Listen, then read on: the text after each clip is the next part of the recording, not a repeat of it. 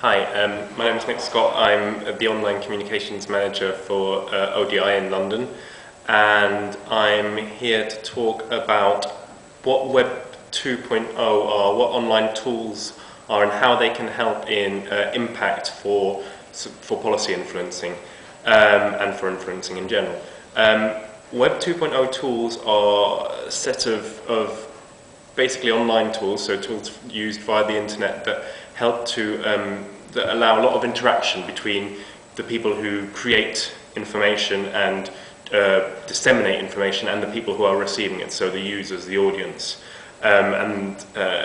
Because they're called Web 2 because Web 1 was all about people disseminating information via the internet, Web 2 is about people disseminating it and getting information back. So examples of Web 2 tools are blogs, things like Twitter, that have become very famous through their use in things like the Egyptian uprising earlier this year, and I think that things like the Egyptian uprising are a very interesting example of how Web 2 tools can have a direct influence on policy and on the government, but on a sort of much more local level, and on a level where that's much more relevant for organisations like ODI.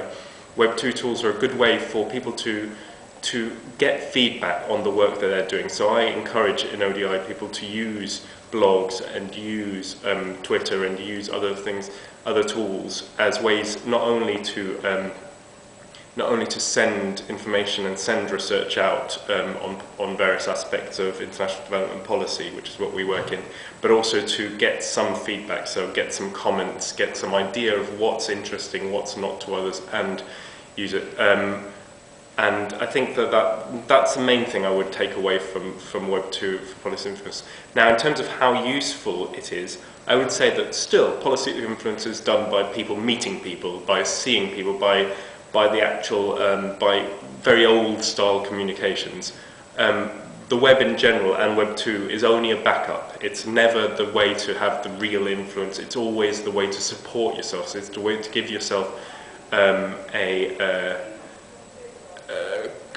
credit, so that people can always find out about you and about your organisation and read everything you've done on a certain thing. So it gives you a higher level of credibility in all of your discussions, but still policy impact happens outside of the web. A lot of the web is just backup for everything else that you're doing, and so I feel very strongly that people shouldn't overestimate how much impact you can have on the web, because ultimately a lot of people find that on the web they don't have enough time to read everything that's available and to read it with the amount of depth. So you're much more likely to get an impact if you meet someone and can talk to them and get their full attention, whereas on the web everyone is always very distracted.